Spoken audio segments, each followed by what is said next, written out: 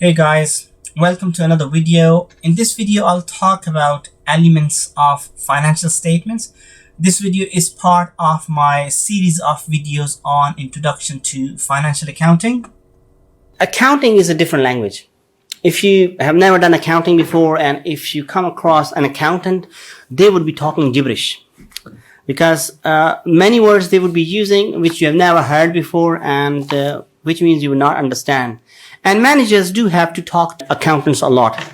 That means you do need to understand their language.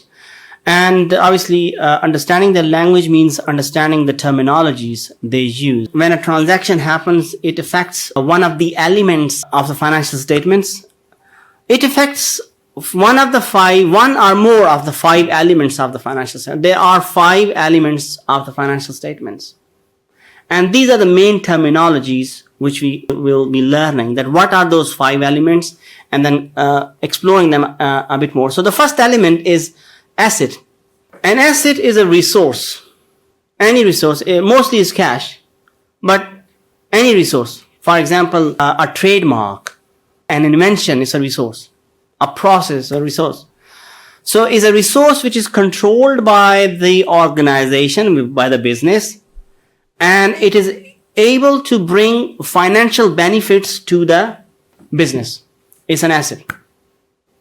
So, a building is a resource controlled by organizations, and we can rent it out or we can use to teach you guys. So it's bringing in financial benefits. We have a car, we could rent it out or we could take passengers.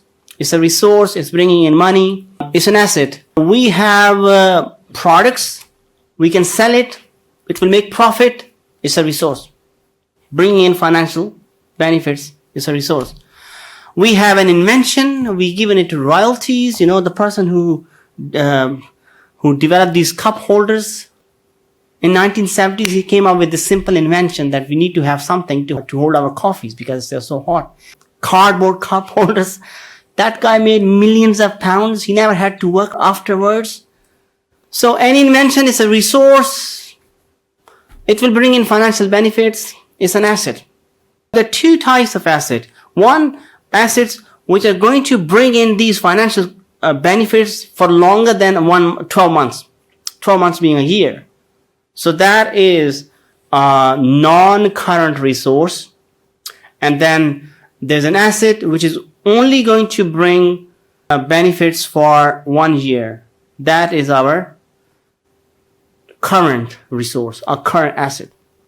So 12 months distinction is important when it comes to current and non-current. We built this building for 50 years, hopefully. It's a non-current. We buy a car or a van or a truck for the business to last 3 to 5 years. We don't buy vans and trucks every day unless we buy and sell trucks and vans. So normally our machinery, our computers, plant and machinery, they are our non-current assets. Furniture and fixture, we don't change this every year. That's our asset. It helps us to bring in financial benefits, because if you ask you to sit on the stairs, you wouldn't like it. You will tell the students, upcoming students, and they will not come here. So everything helps there, lighting and sitting and heating and all these gadgets, they help. They're all assets. They're all resource. Furniture and fixture. Motor vehicles. So these are examples of non-current. Current assets are cash.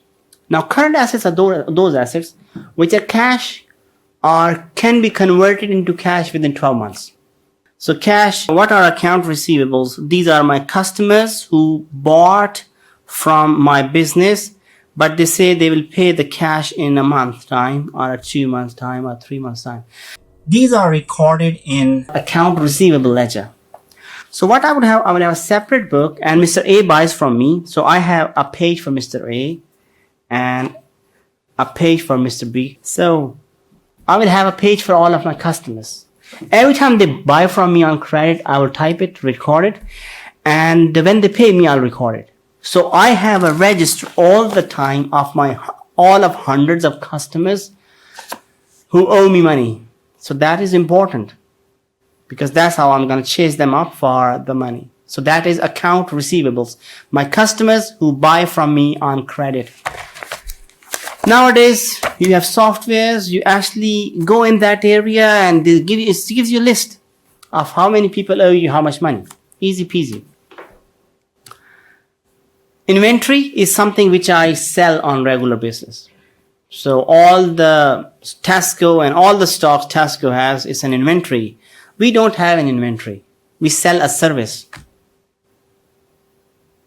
Although we use papers and stuff like that, this is not our inventory. This is our indirect cost. Going back to our management accounting, it's not our inventory. So our direct costs could be part of our inventory, but indirect costs cannot be part of our inventory. So we don't have a product. Airlines don't have an inventory. Maybe a little bit, the one which we sell on the plane and the food we have. But food, we normally don't have an inventory for that. We don't have a stock for that. We get it fresh from the kitchen. We serve it, finito.